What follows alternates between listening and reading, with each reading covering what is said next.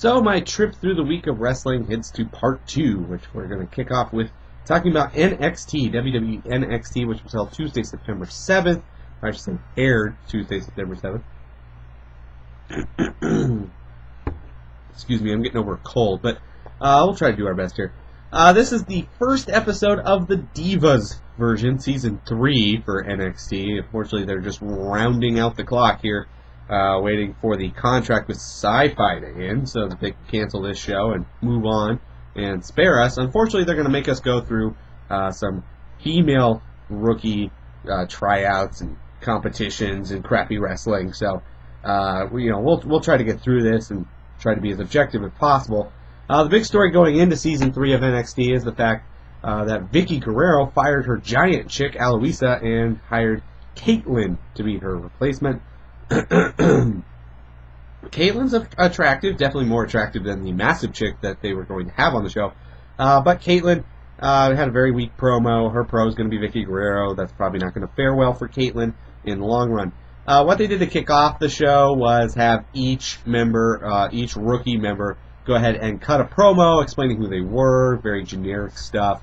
And so just running through it real quickly, Caitlyn, her promo was pretty weak. Oksana is foreign and speaks in the third person, which should be entertaining. But she was really quite boring. Goldust is going to be her pro. Maxine, her thing is that she's sassy. Her pro is Alicia Fox, or Lisa Fox. I don't know how she pronounces it. It really doesn't matter. Alicia Fox is a heel, so that means Maxine will probably be a heel. They also, I think, were doing some undertones about the fact that Maxine has large fake boobs. I don't understand that, especially since they're supposed to be PG. I really wasn't sure where they were going with that. The next rookie was AJ. She was way too happy to be there. She's definitely one of the favorites based on the stuff that everybody's been reading online. AJ and Jamie, the next one up, definitely seem to be the favorites right now. But AJ was way too happy for my taste. She went after Maxine in her promo, which was weird. Her pro is going to be Primo, so I'm not sure where they're going to take AJ going forward. Jamie, she was the ring announcer for NXT, is now the one of the contestants. She was definitely the best speaker on the microphone, definitely felt comfortable for the audience and looked pretty good, but her thing is that she's motivated, so I don't know how that really goes for anybody. Her pros are the Bellas. I don't really see how they're very pro at anything, but, whatever. And the final rookie was Naomi. Her thing is that she's black and confident. Of course, they love to play up the stereotypes in the WWE, so she was very sassy and confident. And her pro is Kelly. So there's that. That was rather unbearable. Of course, it's a dance-off for the first contest of the week, because women dance, they don't wrestle. I love the terrible reinforcements that WWE goes through to make sure women are never actually taken seriously. True Test of Talent, of course, was won by Naomi, who actually got put over quite big on this episode. No idea who actually won that contest, because I skipped it, and then they later said that Naomi won, so I'm glad they informed me of that later on, because I really didn't care. Maxine and Alicia Fox took on Naomi and Kelly in the first match. Typical Divas fodder here. The good gals won after a really lousy finish to the match. Then it became quite evident that Michael Cole really hates Jamie, so that's probably who's going to win. Or most likely be the breakout star of the contest. Naomi was put over huge, won a capture the flag competition, pretty much swept that competition. I'm not sure why they decided to put Naomi over so much, but she probably walked out of NXT the equal to AJ and Jamie's pre-NXT hype, so they did a pretty good job of putting over Naomi. The main event on the show was Goldust and Oksana versus Primo and AJ. Solid win for AJ, made Oksana look pretty bad. I thought Primo and Goldust were pretty decent. They're obviously going to have some sort of a rivalry because they're the only two men on the show. And follow-up to NXT, Bleacher Report, from the Bleacher Report, their website, fantastic. X turned me onto their website recently. They've got some great stuff. They recently posted that Caitlyn, the replacement for Aloisa, should also be in some hot water. Aloisa was actually canned apparently because some suggestive photos exist somewhere out there of her, and WWE has numerous reasons, none of which they're stating publicly, for wanting to kick Aloysia off the show as a result of those photos. Well, apparently Caitlyn also did photos just like that, but because she's, of course, way more attractive than Aloysia, and since they've already fired one person and they don't want to get more blood on their hands, Caitlyn has not been sent home. So WWE definitely playing up to the double standards, trying to be something they're not, and making themselves look worse in the process. You definitely want to check out that story on the Bleacher Report. Very good stuff from that website. I forget who actually wrote the article, so I do apologize for not crediting them, but it was a very good article nonetheless. Moving on to through the week, Thursday was WWE Superstars. I always watch that show because it usually has the most wrestling of any WWE show. Kicked off with R-Truth beating William Regal in a very average match. Did get to see William Regal rap, which was kind of funny. But the match really wasn't that good. The absurdity of the mixed tag rules actually killed the second match on the show as Goldust and Gail Kim beat Primo and Jillian Hall. Those four actually tried really hard in this match. You could tell they worked out. They actually gave this match a lot of time, too, which Superstars is really good at doing. But mixed tag rules are just really hard to follow. None of the match made any sense. There was lots of interference on both sides. It was just kind of convoluted and annoying more than anything else. Third match on the show, the Dude Busters are apparently now faces to be the foes to Vance Archer and Kurt Hawkins. The Dude Busters beat Archer and Hawkins. Skipped most of this match. I'm tired of seeing these two wrestle each other, as apparently they are the only tag teams not named the Hart Dynasty. And I don't really find the Dude Busters very entertaining. The main event of the show was Big Show taking on Luke Gallows for the 338th time. Big Show used his Donkey Kong punch, as I like to call it, to knock out Gallows for the win. This did nothing for Gallows. Gallows is probably on his way out the door at SES. So Big Show with a decent win on the D-Show.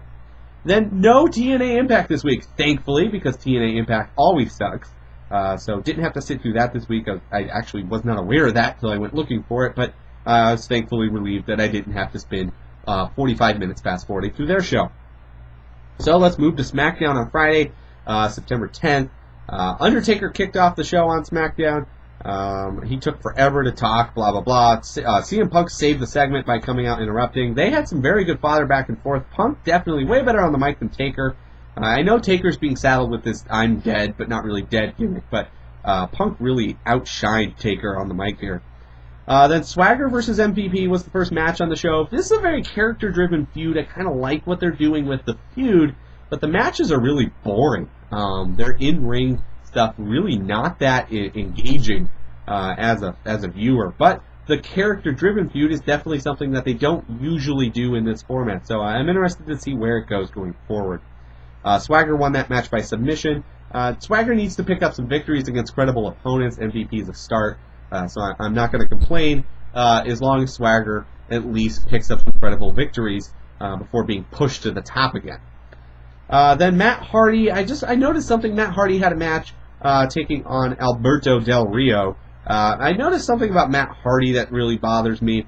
They give Matt Hardy all this overness when he comes out. The fans love him. They treat him as if he's a former champion in multiple divisions. Yes, Matt Hardy's won a lot of belts in his past, but really he doesn't win a lot of feuds. He did beat Jeff Hardy at WrestleMania, Mania 25. Technically, I guess, won that feud, but Matt Hardy hardly ever wins feuds, hardly ever winds up going over anybody else on the roster, so he kind of has faux overness, and they suck that dry with Matt Hardy. Every time Matt Hardy's in a match, they just play up the fact that he's like some master of the ladder, and master of TLC, and master of high-flying matches, tag matches, but he's not really. He was in a lot of those matches, but he never really gained a lot of overness from those matches because it never led to anything like it did for Jeff Hardy, Edge, or in some extents even Christian. Matt Hardy, they sucked his overness dry, and he's also really fat now, and apparently got sent home from the European tour over the past weekend here. So definitely not looking good for Fat Hardy right now. He lost to Alberto Del Rio. Alberto Del Rio was very impressive in this match. I actually did like his work this week.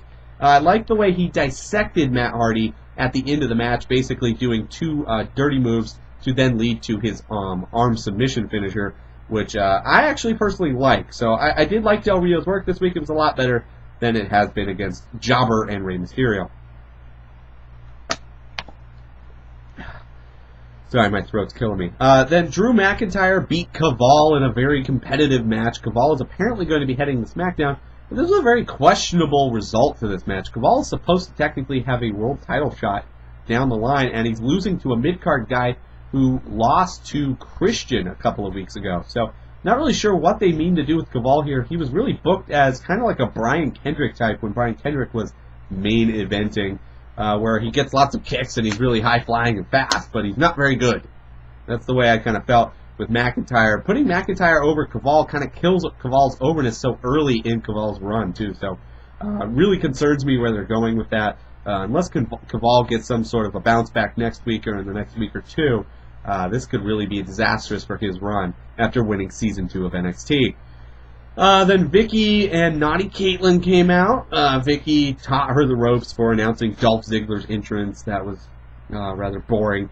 Chavo Guerrero was Dolph Ziggler's tag team partner. Chavo back from Superstars Exile finally. They took on Kofi Kingston and Chris Masters in a decent bout. Somewhat entertaining. Kingston and Masters picked up the victory, so it was good to see Chris Masters on the winning side of a contest finally.